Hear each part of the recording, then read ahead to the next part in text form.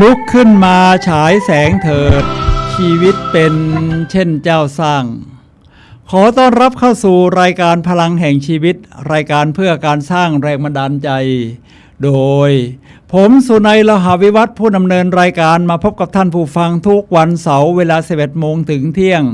ทางสถานีวิทยุเพื่อการศึกษาพระพุทธศาสนาและวัฒนธรรมคลื่น FM 104.5 เมกะเฮิรตซ์ออกอากาศณวัดฝายหินมหาวิทยาลัยเชียงใหม่จังหวัดเชียงใหม่สำหรับท่านผู้ชมที่ชมผ่านทางโทรทัศน์ออนไลน์นะครับท่านสามารถรับชมได้ทางโซเชียลมีเดียทั้งทาง YouTube และ Facebookรายการของเราเป็นรายการสด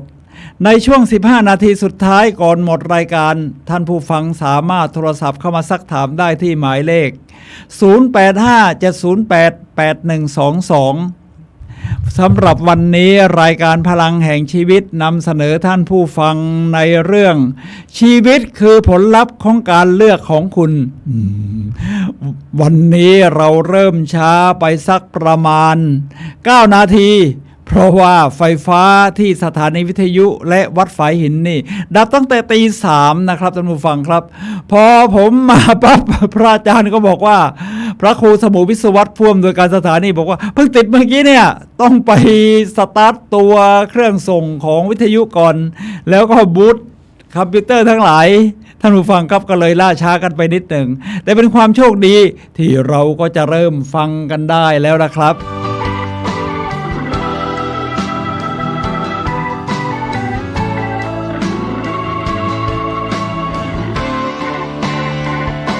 เดี๋ยวผมขอเช็คทางบ้านนิดนึงนะครับ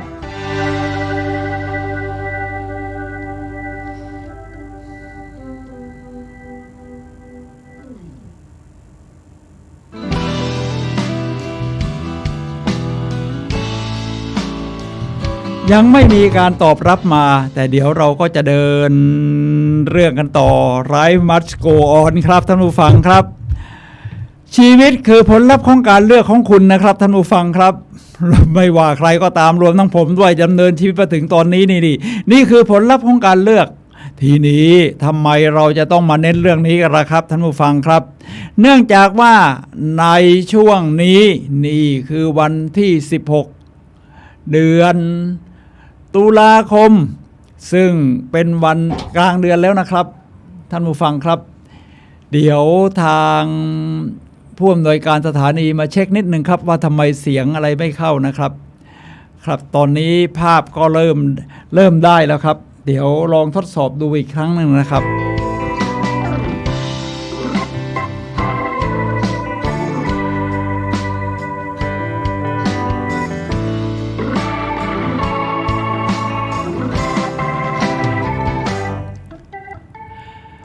ก็ทำให้สงสัยว่า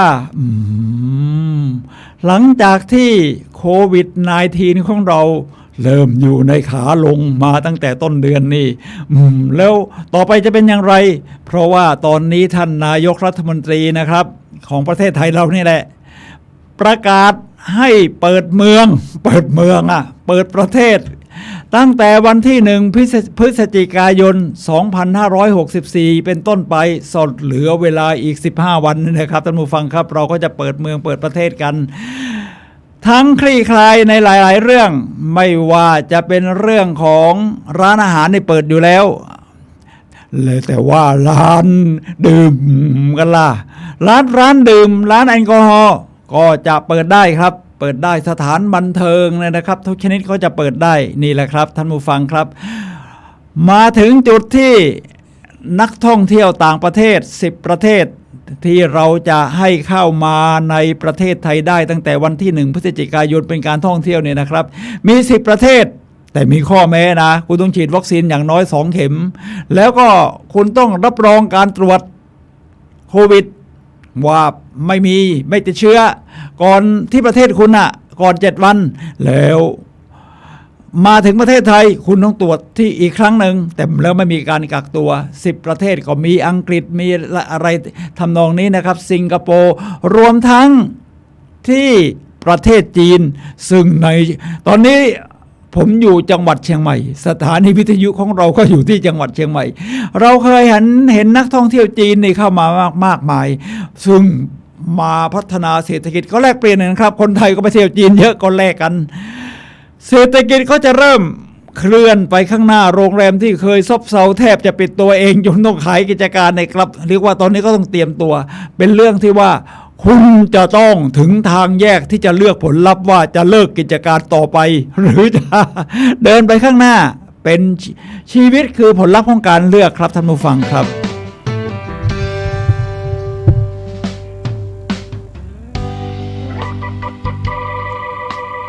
เดี๋ยวเช็คทางบ้านอีกทีหนึ่งนะ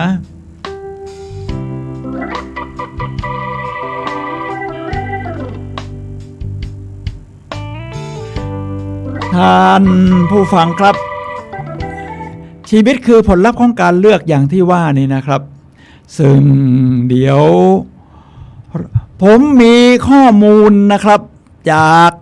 กูรูทั้งหลายซึ่งก็จะมีมาใช้สำหรับประกอบการพูดในชั่วโมงนี้ครับท่านผู้ฟังครับ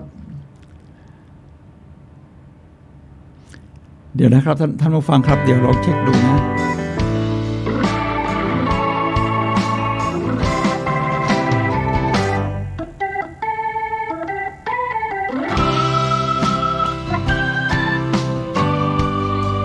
ลองเปิดดูสิตอนนี้ไฟฟ้ามาแล้ว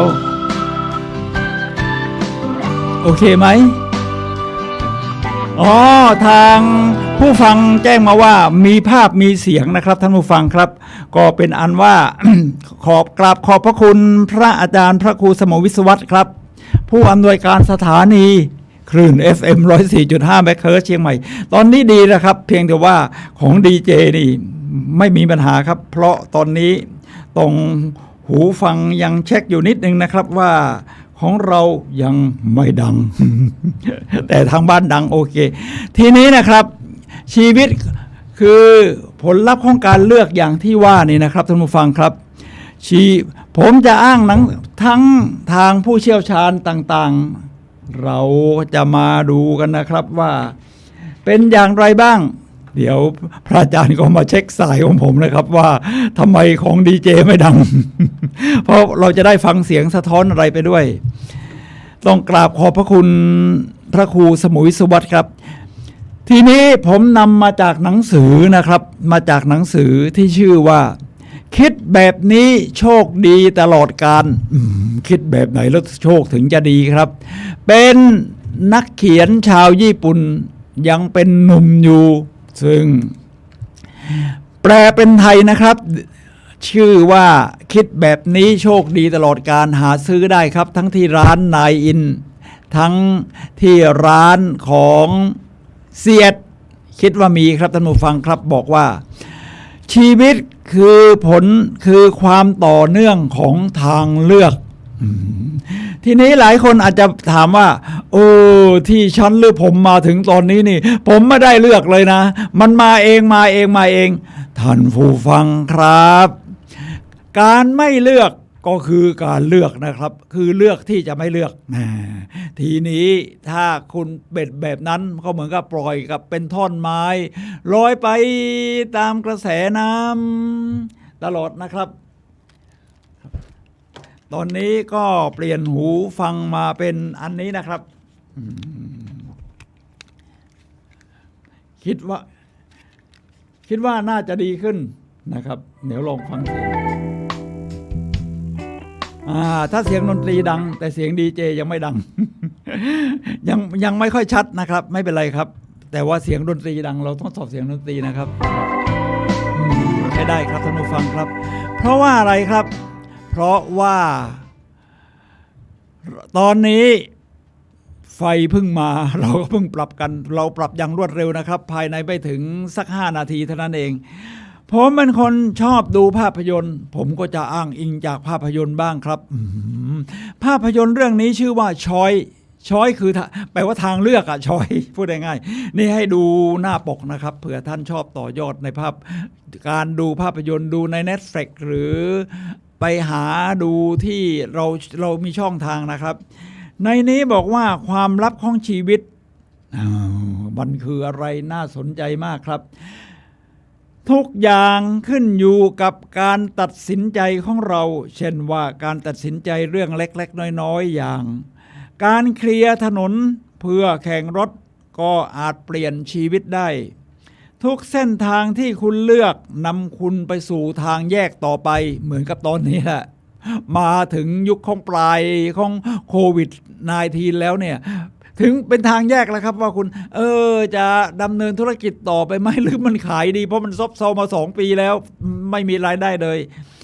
และบางครั้งมันก็อาจเปลี่ยนทุกอย่างทุกช่วงเวลาตลอดชีวิตของคุณและผมเองก็เช่นเดียวกันสิ่งที่ผมต้องเลือกมีสิ่งที่ผมต้องเลือกด้วยเหมือนกันหนังเรื่องนี้พระเอกนำแสดงโดยเบนจามินวอล์กเกอร์นะครับนี่เบนจามินวอล์กเกอร์ครับนี่หน้าตาเขาทีนี้นางเอกก็มีคำพูดดีๆครับผมก็ดูภาพยนตร์ใช้คำพูดพวกนี้แหละครับสอนใจตัวเองครับในนี้นางเอกบอกว่าชีวิตเราขึ้นอยู่กับทางเลือกอยู่ตลอดไม่ว่าช่วงไหนของชีวิตไม่ว่าคุณจะพร้อมหรือไม่ถูกหรือผิดไม่ใช่เรื่องสำคัญครับท่านผู้ฟังครับเพราะว่าชีวิตไม่เคยหยุดอยู่กับที่และ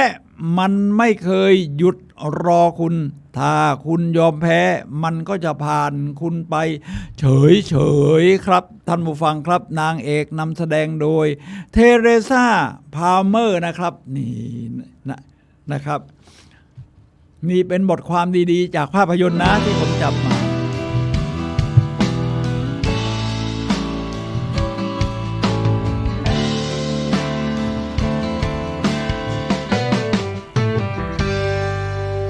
ทีนี้นำมาจากหนังสือบ้างครับทุกคนก็เกิดทางเลือกนะครับทางเลือกรวมทั้งไม่เลือกที่พูดถึงนี่นะครับเพราะคุณเลือกที่ไม่เลือกว่างั้นเถอะแท้จริงแล้วสิ่งเดียวที่คุณและผมมีสิทธิ์คือสิทธิในการเลือกทุกคนมีสิทธิ์เลือกนะครับทีนี้มันอาจจะมีการอ้างอิงว่าเอาแล้วมีเหตุการณ์ภายนอกจะทำอย่างไรเกิดขึ้นผมไม่ได้เลือกมันเจอเองเดี๋ยวเราจะพูดต่อครับว่าคุณจะตอบสนองเลือกตอบสนองอย่างไรผมนำมาจากหนังสือ Wisdom for Winner เขียนโดยจิมสโตวอนนี่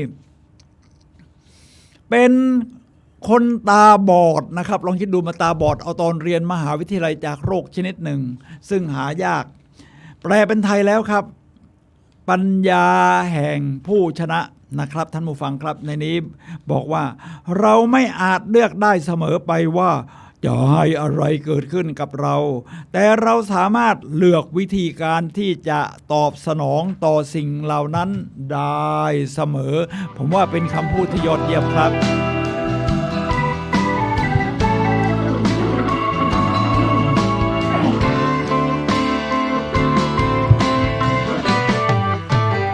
ท่านผู้ฟังครับเดี๋ยวเราจะเข้าเจาะลึกครับว่าการเลือกคืออะไรเราจะเข้าใจอย่างลึกซึ้งเข้าใจวิธีเดินทางในการเลือกของเรานะครับชีวิตคือผลของการเลือกของเราอย่างที่ว่าทีนี้ผมนำมาจากคำพูดของดร.ฮอนเออร์บานท่านเป็นวิทยากรผู้เขียนหนังสือแปลเป็นไทยก็มีบอกว่าชีวิตอยู่โดยการเลือกไม่ใช่โดยบังเอิญนะครับทุกอย่างที่เราเป็นมาผ่านมาอะไรเนี่ยเราเลือกนะครับเมื่อเช้า ผมดูไลน์ของสถานีวิทยุ FM 104.5 ของเรานี่มีไลน์กลุ่มนะครับมีสมาชิกอยู่สัก100 กว่าคนก็บอกว่าไฟฟ้าดับที่วัดเนี่ยดับตั้งแต่ตี 3 ตี 4ตอนนี้ยังไม่ติดผมมาดีไม่ดีเป็นทางเลือกนะครับผมก็ลองไปดูนะครับพอเรามาใกล้ถึงแล้วตอนนี้ก็นั่งซดกาแฟอยู่ข้างๆวัดนี่เองพอเข้ามาดูเจอหน้าพระอาจารย์ก็ดีใจผมก็ดีใจจริงๆพระอาจารย์บอกว่าไฟเพิ่งติดเมื่อกี้เนี่ยถ้าผมก้าวขึ้นบันไดมาที่ห้องส่ง นี่คือผลลัพธ์ของการเลือกเลยทำให้ได้ออกรายการพลังแห่งชีวิตในวันนี้ทีนี้ผมนำมาจากคนที่เรียกว่าพิการแต่กำเนิดก็ได้ตัวเล็กแค่แกรนที่ชื่อว่าชอน คลินสเตเฟนสันท่านอาจจะเคยเห็นลูกเขาตัวแคระๆเนี่ยนะครับแต่เขามีขวัญกำลังใจดีมากเขาบอกว่าฉันอยู่ด้วยชีวิตที่ฉันเลือกนี่ขนาดเด็กพิการตัวแคระเนี่ยนะครับแต่มีปัญญาที่ผมว่ามันเป็นความยิ่งใหญ่อย่างหนึ่งทีนี้มาถึงภาพยนตร์ที่สร้างจากชีวิตจริงของโค้ชบาสเกตบอลที่ชื่อว่าโค้ชคาร์เตอร์คือที่โรงเรียนมัธยมปลายแห่งหนึ่งนะครับท่านผู้ฟังครับมีทีมบาสเกตบอลที่เคยชนะแล้วตอนหลังกลับแพ้มาตลอดเพราะความไม่เอาไหนของทีมไม่ได้เรื่องทางโรงเรียนเขาอยากส่งเสริมให้กลับมายิ่งใหญ่อีกครั้งหนึ่งก็เลยเชิญโค้ชที่ว่ามีชื่อเสียงโด่งดังมาคือโค้ชคาร์เตอร์เนี่ยนะครับมาเทรนบาสเกตบอลให้กับทีมของโรงเรียนดูทีนี้กว่าจะฝึกได้นี่ก็สาหัสเจอเด็กเกเรลองภูมิลองดีกันเนี่ยนะครับเมื่อฝึกไปได้ระยะหนึ่งก็มีการพูดให้กำลังใจกันแบบนี้ว่าบทเรียนของชีวิตคือการตัดสินใจด้วยตัวเองและการยอมรับผลที่ตามมานะครับท่านผู้ฟังครับชีวิตของเราอย่าให้ใครตัดสินแทนคุณต้องตัดสินเองแล้วคุณยอมรับผลที่ตามมาคุณก็รู้สึกพอใจทุกอย่างที่เกิดขึ้นดีเสมอนะครับท่านผู้ฟังครับสำหรับชีวิตของเรานี่และทีนี้เรามาถึงเส้นทางสำคัญแล้วครับท่านผู้ฟังครับเดี๋ยวให้ดูหน้าตาของภาพยนตร์โค้ชคาร์เตอร์หน่อยเผื่อท่านชอบดูภาพยนตร์นะครับเพราะผมเป็นคนชอบดูภาพยนตร์เรื่องนี้นี่ซึ้งใจมากสร้างแรงบันดาลใจในหลายๆเรื่องทีนี้บอกว่า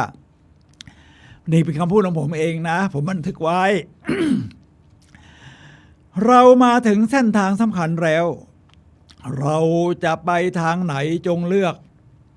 ชีวิตคือการเลือกรวมทั้งการไม่เลือกก็คือการเลือกที่จะไม่ก็คือเลือกที่จะไม่เลือกอย่างที่ว่านะครับทำไมเราไม่เลือกหรือเลือกสิ่งที่เราไม่ต้องการท่านเคยเลือกสิ่งที่ไม่ต้องการไหมหรือฉันไม่เลือกหรอกปล่อยให้เป็นไปตามเหตุการณ์หรือคนอื่นเพราะว่าเรากลัวความเจ็บปวดในช่วงแรกๆนะเวลาคุณเลือกที่จะไม่เป็นไปตามกระแสนี่มันจะเจอสิ่งท้าทายมีชาเลนจ์นะครับจากการเลือกนั้นฉะนั้นคุณต้องพร้อมที่จะมีกำลังใจในการเลือกครับ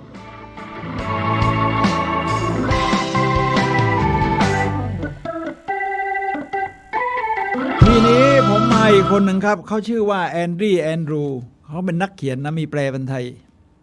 จากเด็กอยู่ใต้สะพานกลายมาเป็นนักสร้างแรงบันดาลใจบอกว่าชีวิตของคุณทั้งชีวิตไม่ได้เป็นอะไรมากไปกว่าผลลัพธ์ของการเลือกจำนวนมากตอนนี้ชีวิตอยู่ในกำมือคุณแล้วนะครับคุณต้องเลือกนะครับมาถึงหนังสือที่ชื่อแปลกมากคราวนี้เป็นหนังสือของเอเชียเราชาวเกาหลีเป็นคนเขียนเลยนะครับเป็นสถาบันชื่อว่าสถาบันหัวเราะ ในนี้คือเสียงหัวเราะเรียกความโชคดีทำไมต้องหัวเราะ หัวเราะนี่มันทำให้รู้สึกเรากระตุ้นเอาหมอกมาจากข้างในมันเบิกบานทันที เราประมาณนี้มันคึกคักขึ้นมาทันทีเอนโดรฟินหลังโดพามีนหลังหนังสือนี้หน้าตาจะเป็นอย่างนี้เสียงหัวเราะเรียกความโชคดีหาซื้อได้ครับมีแปลเป็นไทยนี่ครับเสียงตัวอันบนเสียงหัวเราะเรียกความโชคดีบอกว่าความสุขและความทุกข์เป็นของคู่กันเกิดตามการเลือกของเราไม่มีใครเกิดมาผ่านชีวิตเหตุการณ์แล้วมันจะสุขไปตลอดเส้นทาง แล้วก็มีความทุกข์ไปตลอดเส้นทางมันก็สลับไปสลับมาแบบนี้นะครับท่านผู้ฟังครับทีนี้เราจะเป็นอย่างไรล่ะถ้าเกิดเหตุการณ์แบบนั้นก็เกิดจากการเลือกของเราในการที่จะตอบสนองต่อความสุขความทุกข์นั้นๆครับมาถึงนักพูดผู้ยิ่งใหญ่คนหนึ่งจอห์นซีแม็กเวลท่านอาจจะเคยได้ยินชื่อนะบรรยายมาทั่วโลกแล้วมีคนฟังกว่า6 ล้านคนบอกว่าเราไม่ได้สิ่งที่เราต้องการเสมอไปนะครับท่านผู้ฟังครับเป็นเรื่องธรรมดาเลยแต่เราจะได้ในสิ่งที่ตัวเองเลือกเสมอโอ้โหมันตรงไปตรงมาครับทีนี้มาถึงหนังสือของซิกซิกล่าบ้างแม็กอายุจะมากแล้วนะครับซิกซิกล่าตอนนี้สัก90แล้วมั้งเขียนหนังสือว่า See You at the Top พบกันที่จุดสูงสุด มีแปลเป็นไทยหน้าตาหนังสือก็ประมาณนี้นี่เป็นหนังสือภาษาอังกฤษนะครับมีแปลเป็นไทยครับพบกันที่จุดสูงสุด See you at the top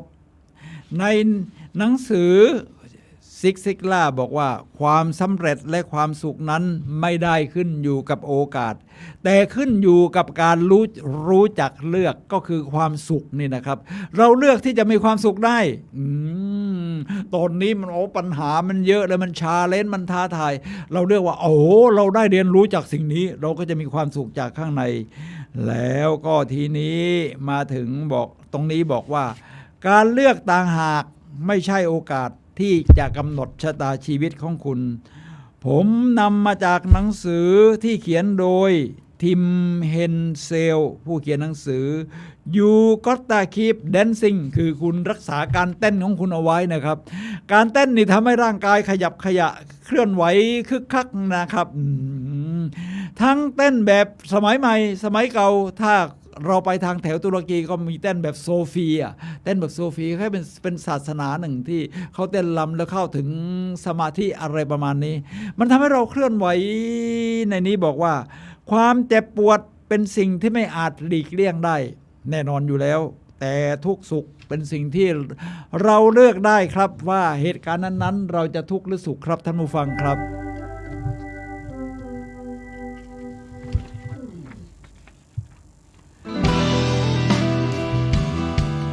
ถ้าคุณตัดสิน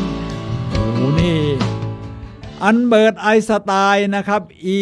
เท่ากับยกกำลังสองเนี่ยนะครับท่านผู้ฟังครับสูตรระเบิดปรมาณูบอกว่า C เท่ากับ MC ยกกำลังสองบอกว่าถ้าคุณตัดสินใจที่จะมีความสุขคุณก็จะมีความสุขคือเลือกที่จะมีความสุขการเลือกตัดสินใจนี่ไปคู่กันฉันตัดสินใจแล้วจะมีความสุขกับทุกเหตุการณ์ที่เกิดขึ้นฉันหาข้อดีของมันได้ฉันก็จะรู้สึกมันมีความสุขแบบนั้นนะครับผมมีนิทานที่จะเล่าเรื่องหนึ่งครับท่านผู้ฟังครับการละครั้งหนึ่งบนยอดเขาสูงที่ตั้งตาหารอยู่เหนือเมืองฟลอเรนซ์ประเทศอิตาลีนอนอยู่ตรงนู้นนะครับใกล้ๆตอนต่อไปก็จะขึ้นเทือกเขาแอลแล้วมีกูรูนักปราชญ์อาวุโสอยู่ท่านหนึ่งครับที่เรียกว่าสามารถตอบปัญหาได้ทุกเรื่องก็มีคนไปถามปัญหาแล้วท่านก็ตอบชี้แจงให้ได้นะครับทีนี้ก็จะมีหนุ่มน้อย2 คนวัยรุ่นน้อยอยากจะไปลองภูมิกูรูคนนี้นะครับก็นำนกไปด้วยนกน้อยๆอยู่ในมือนะครับพอไปถึงผม2 คนมีคำถามจะถามกูรูครับกูรูก็บอกว่าถามมาได้เลยครับนกในมือของผมนี้เป็นคือมีชีวิตอยู่หรือตายกูรูมองรู้เลยนี่มันลองภูมิชัวร์อยู่แล้วกูรูก็ตอบว่าถ้าข้าบอกว่ามันเป็นมีชีวิตอยู่เจ้าก็จะบีบให้มันตายถ้าข้าบอกว่ามันตายเจ้าก็จะปล่อยมือให้มันบินไปชีวิตคือการเลือกฉะนั้นชีวิตอยู่ในกำมือของเจ้าแล้วนะครับมันเป็นการสอนที่ลึกซึ้งจริงๆมาถึงนักธุรกิจบ้างครับท่านผู้ฟังครับนักธุรกิจนี่ถ้าเป็นปรมาจารย์ทางด้านธุรกิจสมัยใหม่ก็ต้องปีเตอร์ ดรักเกอร์แห่งสหรัฐอเมริกานี่หน้าตาของเขานะครับปีเตอร์ ดรักเกอร์นี่หน้าตาเป็นอย่างนี้ครับไปหาเสิร์ชใน Google นี่ก็พบเลยแปลหนังสือแปลเป็นไทยก็มีบอกว่าความแตกต่างข้อแรกระหว่างผู้ที่ได้รับรางวัลโนเบลกับคนอื่นๆไม่ได้ขึ้นอยู่กับ IQ หรือจริยธรรมในการทำงานแล้วมันขึ้นอยู่กับอะไรล่ะแต่เป็นเพราะพวกเขาเลือกประเด็นที่สำคัญกว่า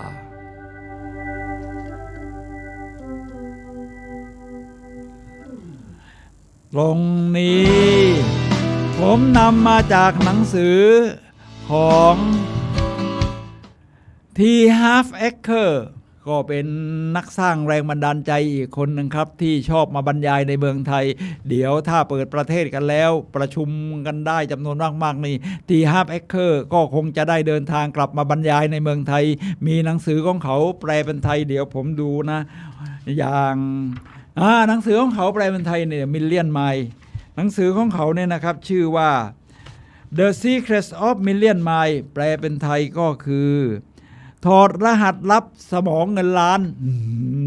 ผมชอบอ่านหนังสือประเภทนี้ว่างั้นเถอะถอดรหัสลับอะไรทั้งหลายเนี่ยเนื้อตาของหนังสือนะครับตอนนี้ถ้าหาซื้อตอนนี้ก็ต้องเป็นมือสองแล้วมั้งรู้สึกว่ายังไม่เห็นพิมพ์มาใหม่นะ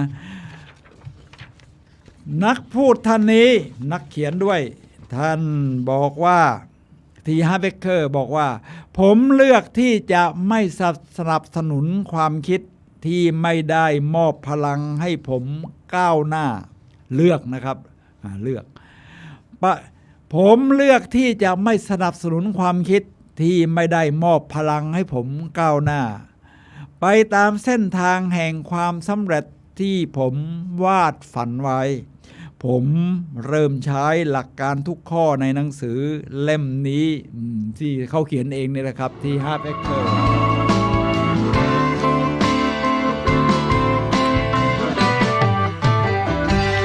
ใครเล่น Facebook บ้างยกมือโอ้เพียบเมืองไทยนี่เล่นกันเปอร์เซ็นต์นี่เรียกว่าน่าจะสูงที่สุดในโลกนะแต่เทียบเป็นเปอร์เซ็นต์ต่อประชากรแล้วตอนนี้เราถ่ายทอดนี่นอกจากวิทยุกระจายเสียงก็จะมีทั้ง YouTube มีทั้งทาง Facebook ท่านผู้ฟังเพียงแต่พิมพ์คำว่าวัดฝายหินภาษาไทยเนี่ยนะครับเดี๋ยวนี้โลกสมัยใหม่ดูทั้งภาพทั้งเสียงแบบนี้แหละครับผู้ก่อตั้ง Facebook ก็มาร์ค ซักเกอร์เบิร์กแน่นอนอยู่แล้วนี่หน้าตาของมาร์ค ซักเกอร์เบิร์กนะครับทิ้งท่านก็คุ้นๆอยู่แล้วมาร์ค ซักเกอร์เบิร์กบอกว่าเราหมายถึงบริษัท Facebook ของเขาอะทำผิดพลาดมากกว่าบริษัทอื่น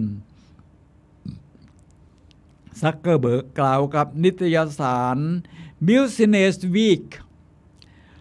คุณไม่มีทางได้ทุกอย่างหรอกเพราะฉะนั้นก็ต้องเลือกนะคือมันมีทุกอย่างแหละแม้อยากได้หมดเลย แต่มันไม่ได้ทุกอย่างเราก็ต้องเลือกครับเลือกว่าจะให้คุณค่ากับอะไรหรือ value และต้องการไปทางไหนสำหรับเรานี่คือทางที่ใช่มาร์ค ซักเกอร์เบิร์กท่านผู้ฟังครับขณะนี้ท่านกำลังรับฟังรายการพลังแห่งชีวิตรายการเพื่อการสร้างแรงบันดาลใจโดยผมสุนัย เลาหะวิวัฒน์ผู้ดำเนินรายการมาพบกับท่านผู้ฟังทุกวันเสาร์เวลา 11 โมงถึงเที่ยงทางสถานีวิทยุ FM 104.5 เมกะเฮิรตซ์ออกอากาศณวัดฝายหินนะครับท่านผู้ฟังครับโซเชียลมีเดียก็ YouTube Facebook พิมพ์คำว่าวัดฝายหินภาษาไทยวันนี้เราคุยกันในเรื่องชีวิตคือผลลัพธ์ของการเลือกของคุณมันเป็นถึงขนาดนั้นครับเราจะพูดถึงอัลเฟรด เอดเลอร์เขาเป็นนักเขียนที่คือนักจิตวิทยาที่โด่งดังเพราะในยุคเดียวกับซิกมันด์ ฟรอยด์แล้วก็ดังในกรุงเวียนนาประเทศออสเตรียในยุคนั้นด้วยบอกว่าไม่มีใครเลือกเส้นทางชีวิตให้คนอื่นได้เราเท่านั้นที่เป็นคนเลือกเองคือเลือกชีวิตของเราเองคือคนอื่นจะมากำหนดเราต้องไปทางนั้นทางนี้ที่เราก็เลือกได้ว่าจะเชื่อถ้าเชื่อมันก็บรรยากาศก็ราบรื่นไม่เจ็บปวดแต่ถ้าเลือกที่จะไม่เชื่อบางทีก็เจ็บปวดนะฉะนั้นคุณต้องเลือกนะชีวิตอยู่ในกำมือของคุณเหมือนนกน้อยนี่นะไม่มีใครเลือกเส้นทางชีวิตให้คนอื่นได้เราเท่านั้นที่เป็นคนเลือกเอง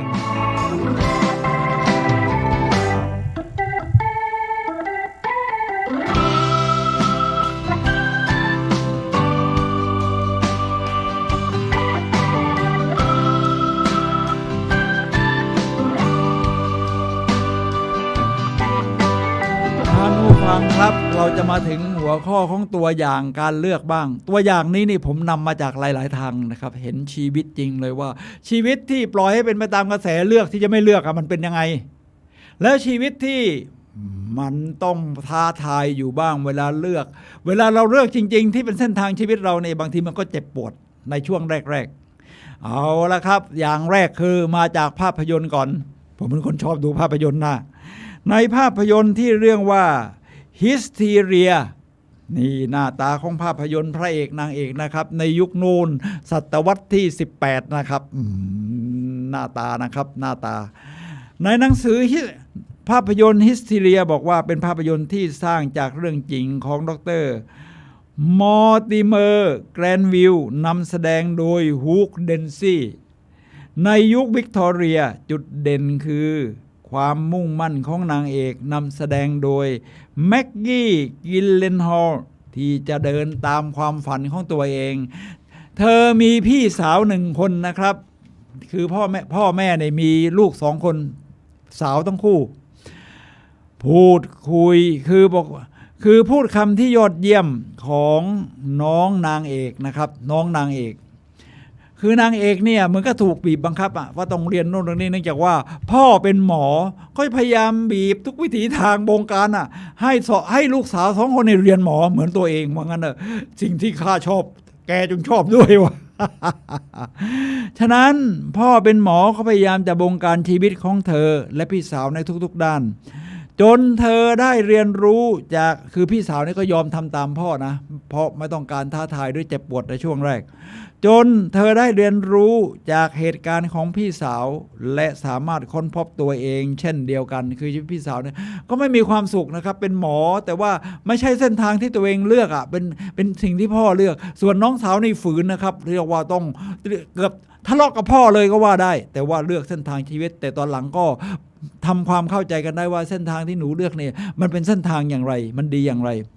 ชีวิตจะทุกข์หรือสุขขึ้นอยู่กับการรังสรรค์ของเราเองครับน้องนางเอกพูดไว้อย่างนั้นในภาพยนตร์ฮิสทีเรียท่านผู้ฟังครับทีนี้เราย้อนกลับไปยุคนาซีบ้าง ยุคนาซีตอนนั้นก็บุกไปยึดยุโรปไว้ได้ทั้งหมดแล้วก็ยึดขึ้นไปทางเหนือตะวันออกตะวันตกเฉียงเหนือจนถึงประเทศเนเธอร์แลนด์กวาดล้างชาวยิวที่หลบหนีไปอยู่ที่นั่นก็จะมีวัยรุ่นคนหนึ่งที่ชื่อว่าแอนแฟรงค์ท่านอาจจะคุ้นเคยนะครับนี่หน้าตาของแอนแฟรงค์ครับหน้าตาของแอนแฟรงค์เป็นวัยรุ่นสาวเนเธอร์แลนด์ที่อัมสเตอร์ดัมซึ่งเนเธอร์แลนด์นี่ผมไปเที่ยวมาแล้วตอนนี้กำลังเอาคลิปวิดีโอเอาภาพเก่าๆนี่มาทำตัดต่อเป็นคลิปวิดีโอเนี่ยนะครับฉะนั้นบ้านแอนแฟรงค์นี่ก็เป็นบ้านที่น่าเที่ยวครับที่แอนแฟรงค์ไปหลบซ่อนอยู่ไม่ให้นาซีมาจับได้หลบซ่อนอยู่ได้ถึงเป็นปี2 ปีนะคืออยู่ในห้องเขาเรียกว่ามีฝ้าเพดานอยู่ข้างบนติดหลังคาว่างั้นเถอะซ่อนตัวอยู่แล้วก็ทำเป็นบันทึกเขียนเป็นบันทึกของเธอแต่ว่าตอนหลังเธอก็ถูกจับได้นะถูกนาซีจับได้เข้าเอาไปอยู่ค่ายเอาวิดบ้างอะไรบ้างก็เสียชีวิตจากการติดเชื้อติดอะไรไปบอกว่าในบันทึกของเธอบอกว่าชีวิตของเราก่อร่างขึ้นมาจากการเลือกตอนแรกเราตัดสินใจเลือกหลังจากนั้นสิ่งที่เราเลือกจะตัดสินเราครับท่านผู้ฟังครับฮอนเออร์บานอีกครั้งหนึ่งบอกว่าชีวิตของเราคือผลลัพธ์จากการเลือกของเราไม่สามารถเลือกสิ่งที่เกิดขึ้นในชีวิตของเราได้ทุกอย่างก็จริงแต่เราเลือกวิธีที่จะตอบสนองได้ครับสิ่งที่เกิดขึ้นกับเราไม่สำคัญเท่าการตอบสนองของเราต่อสิ่งที่เกิดขึ้นครับท่านผู้ฟังครับซิกไล่อีกครั้ง CU ได้พบกันที่จุดสูงสุดบอกว่าทีนี้การเลือกคบล่ะไม่ถึงคบคนคบเพื่อนคบข้าวสังคมเนี่ยจะเลือกคบใครแบบไหนดีซิกล่าบอกว่าเราไม่อาจเปลี่ยนแปลงคนรอบตัวได้โดยเฉพาะคนใกล้ชิดทั้งหลายนี่นะครับท่านผู้ฟังครับแต่คุณเริ่มต้นสร้างความเปลี่ยนแปลงในตัวเองได้คือเปลี่ยนคนอื่นนี่เป็นเรื่องยากมากนะไม่มีใครเลือกชีวิตให้แก่กันได้สิ่งที่เราเลือกได้คือเลือกเปลี่ยนแปลงตัวเองโดยการทีนี้เราเปลี่ยนแปลงยังไงครับโอ้ยอดมากบอกว่าโดยการเลือกคบหาคนที่น่าคบนะ ตรงไปตรงมา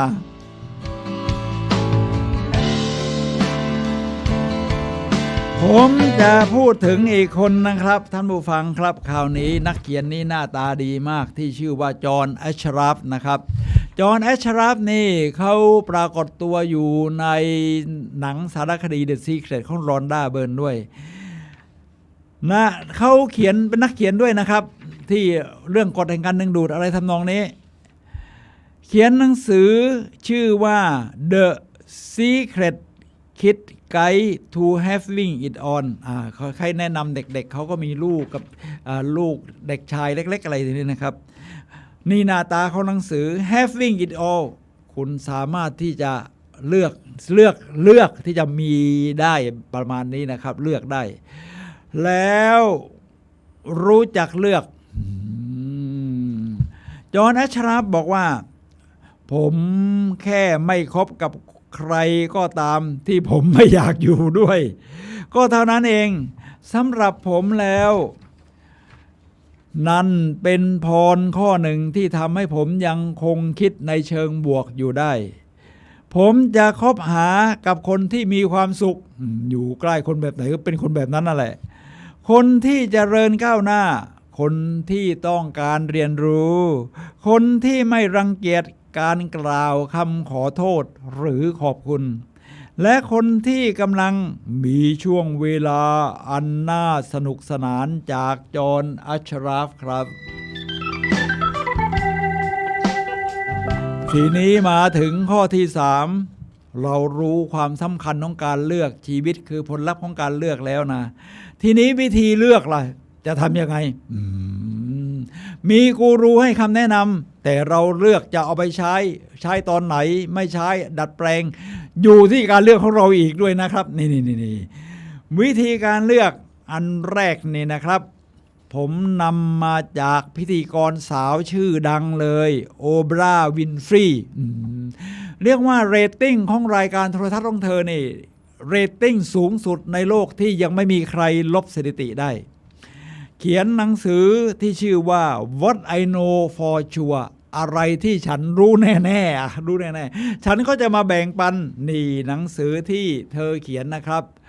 แล้วมีแปลเป็นไทยแต่ชื่อหนังสือไม่ได้แปลก็ตรงๆ What I Know for Sure นี่หน้าตาหนังสืออย่างนี้ครับเขียนโดยโอปราห์ วินฟรีถ้าท่านชอบแบบแนวของโอปราห์ วินฟรีหาซื้อมาอ่านได้ครับโอปราห์ วินฟรีบอกว่าคุณสามารถเต้นวอลซ์อย่างมาดมั่นบนเวทีแห่งชีวิตตัดจึงนะครับใช้ชีวิตตามที่จิตวิญญาณนั้นผลักดันไปหรือนั่ง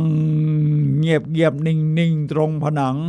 ถอยลึกเข้าไปอยู่ในเงามืดแห่งความกลัวและไม่มั่นใจในตัวเองเลือกแบบไหนดีล่ะจะไปเต้นวอนติดจึงหรือนั่งอยู่ที่ในกำมือของคุณและบอกว่าทางเลือกของคุณคือชั่วขณะเวลานี้ now the power of now พลังแห่งปัจจุบันซึ่งเป็นชั่วเวลาเดียวที่คุณมีอย่างแน่แท้โดยโอปราห์ วินฟรี What I know for sure ท่านผู้ฟังครับขณะนี้เราเหลือเวลา12นาทีสุดท้ายก่อนหมดรายการท่านผู้ฟังสามารถโทรศัพท์เข้ามาซักถามได้ที่หมายเลข0857088122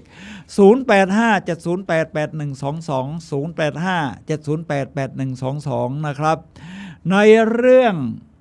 ชีวิตคือผลลัพธ์ของการเลือกของคุณ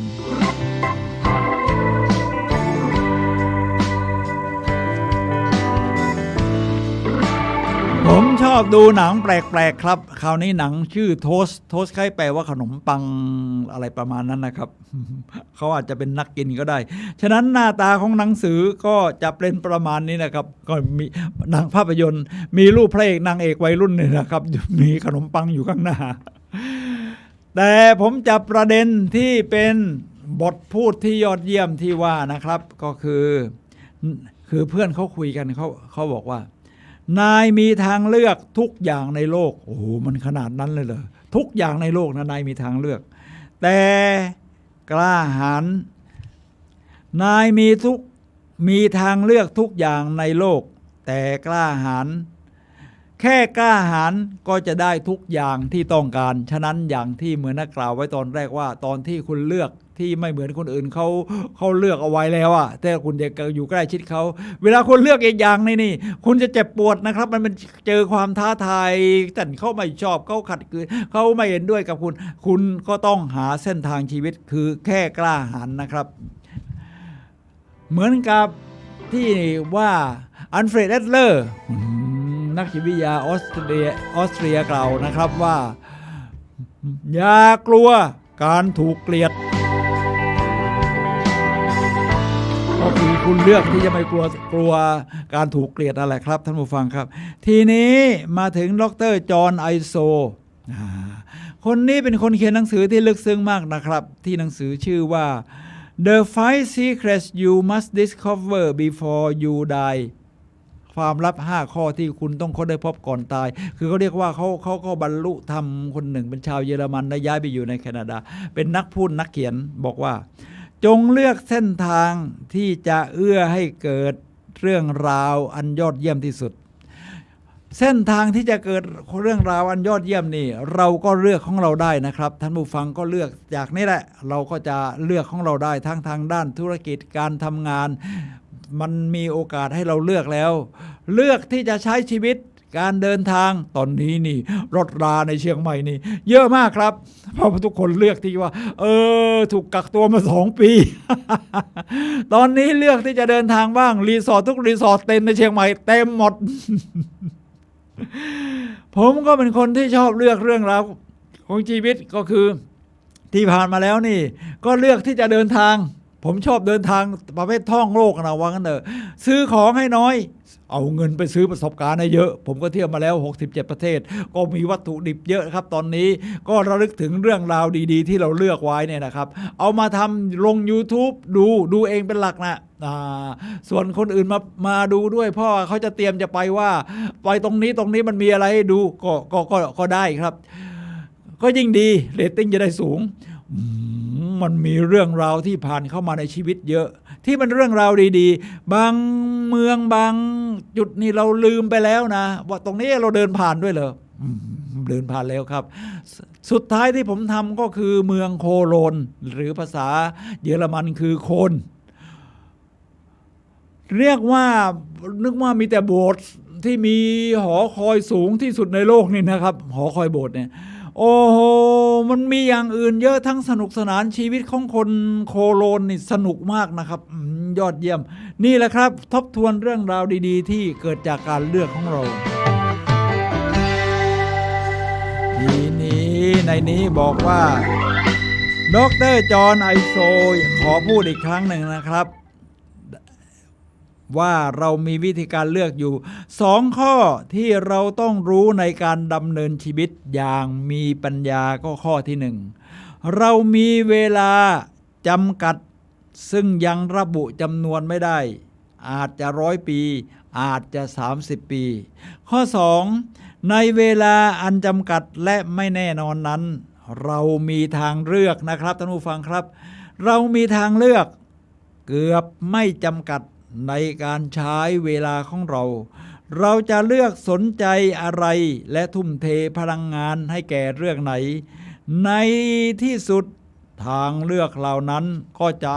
กลับมาเป็นตัวกำหนดชะตาชีวิตของเราครับเรามีทางเลือกไม่จำกัดครับในการใช้ชีวิตใช้เวลาของเราและดร.ฮอนเออร์บานก็ยังกล่าวอีกในหนังสือนะครับมีชีวิตที่ดีมีบทเรียนดีๆให้ชีวิตมีแปลเป็นไทยด้วยฮอนเออร์บานเราอยู่โดยการเลือกไม่ใช่โดยบังเอิญสิ่งที่เกิดขึ้นไม่ใช่สิ่งสำคัญที่สุดแต่วิธีการที่เรารับมือกับสิ่งที่เกิดขึ้นต่างหากที่สำคัญเราเลือกที่จะคิดและเลือกที่จะทำอะไรต่างหากนั่นคือสิ่งที่สำคัญที่สุดบางคนเห็นสิ่งเดียวกันนี่คิดไม่เหมือนกันนะไปตรงนั้นโอ้คนนี้ดูแล้วมีความสุขโอ้บรรยากาศเป็นยังไงไอ้คนไปตะบันหัวหูจังอะไรประมาณนี้ครับเพราะมันคนชอบเที่ยวอย่างที่ว่าเพราะฉะนั้นเวลาลงคลิปวิดีโอลงรูปไปเนี่ยครับอย่างไปเมืองจีนนี่โอ้อาหารเต็มโต๊ะเลยคนที่มองอีกแบบบอกว่าไปเมืองจีนกินอาหารไม่อร่อยสักร้าน แล้วแต่เราจะเลือกครับเลือกรู้สึกว่าอร่อยไหมหรือไม่อร่อยผมว่ามันอร่อยใช้ได้ห้องน้ำไม่ดีเลยเราก็เลือกมองนี่ครับเดี๋ยวนี้จีนพัฒนาไปเยอะห้องน้ำนี่ยอดเยี่ยมเลยที่เป่ามือที่ไม่ได้มีหมดชีวิตคือผลลัพธ์ของการเลือกของเรานี่แหละรวมทั้งทุกสุขะ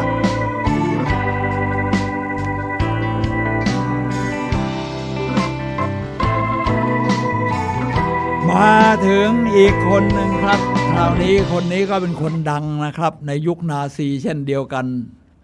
เป็นหมอวิกเตอร์แฟรงเคิลแถมเป็นยิวแน่นอนอยู่แล้วถูกจับไปอยู่ค่ายอัลวิส ต่างๆค่ายต่างๆนี่หน้าตาของวิกเตอร์แฟรงเคิลนะครับวิกเตอร์แฟรงเคิลแน่นอนแล้วอยู่ในชีวิตในระหว่างนั้นนี่เขาก็เขียนหนังสือไปด้วยนะบันทึกหาเศษกระดาษมาอะไรมาก็หาโน่นหานี่แล้วบันทึกเอาไว้แล้วบางทีก็ต้องใช้จำเอาเพราะผู้คุมมาเจอเขาฉีกทิ้งหมดอะไรประมาณนี้นะครับวิกเตอร์แฟรงเคิลจิตแพทย์เฉลยชาวยิวในสงครามโลกครั้งที่2บอกว่าทุกอย่างอาจถูกพรากไปจากมนุษย์ได้ก็เหมือนสภาพในค่ายอัลวิสหรือค่ายกักกันอื่นๆในโปแลนด์นั่นแหละยกเว้นอย่างเดียวนั่นคืออิสรภาพของมนุษย์เลยนะครับท่านผู้ฟังครับในการที่จะเลือกทัศนคติที่มีต่อเหตุการณ์นั้นๆและการที่จะเลือกหนทางของตัวเองเฉลยในค่ายอัลวิสและค่ายอื่นๆนี่นะครับตายกันมาเยอะครับเลือกตรอมชีวิตนี้มันต้องเป็นอย่างนี้ไปตลอดกาลแต่วิกเตอร์แฟรงเคิลเขาไม่บอกเขาคิดอีกอย่างครับเขาเลือกคิดว่าเดี๋ยวพันธมิตรจะต้องกลับเข้ามาขึ้นฝั่งยึดฝรั่งเศสกลับจากเยอรมันแล้วก็ยุติสงครามโลกครั้งที่2ได้เราก็จะได้รับการปล่อยตัวเขาคิดอย่างนั้นแล้วมันก็เกิดขึ้นจริงครับท่านผู้ฟังครับนี่คือผลลัพธ์ของการเลือกเขาก็มีกำลังใจมีชีวิตรอดมาจนตอนหลังเป็นอาจารย์ที่อเมริกา W. คลีแมนสโตนคนดังในยุคศตวรรษที่17 18 19ว่างั้นเป็นที่ปรึกษาทางธุรกิจหลายอย่างบอกว่าหากชีวิตยื่นมะนาวให้คุณ1 ผลคืออย่างอื่นไม่มีนะมีมะนาว1 ผล คุณเลือกทำยังไงเซ็งกับมันทำไมชีวิตมันอับจนขนาดนี้วะเนี่ยทั้งชีวิตมีมะนาว1 ผลคราวนี้ถ้าคนที่มีทัศนคติที่ยอดเยี่ยมเขาก็จะเลือกครับเราจะบีบและทำเป็นน้ำมะนาวเสียเลยดีไหมเนี่ย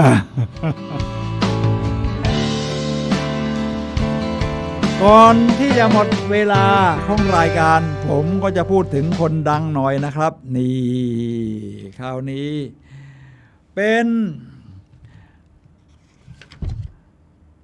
คนดังที่เรียกว่าเป็นกูรูสร้างแรงบันดาลใจนะครับนี่หน้าตาของเขานะครับ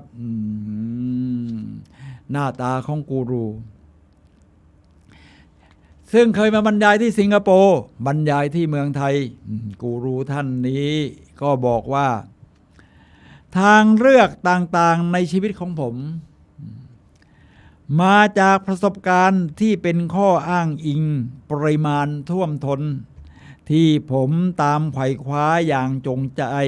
อยู่ต่อเนื่องเป็นประจำแต่ละวันผมมองหาหนทางที่จะขยายในปีที่ผมอายุ31 ปีผมก็ได้ผนึกประสบการณ์เป็นร้อยปีคือไม่เรียกว่าสะสมจากประสบการณ์ของคนอื่นอ่านหนังสือบ้างเขาอ่านหนังสือตั้ง700-800 เล่มผมพูดเช่นนั้นได้อย่างไรจำนวนความท้าทายและประสบการณ์ที่ผมได้รับต่อเดือนเทียบได้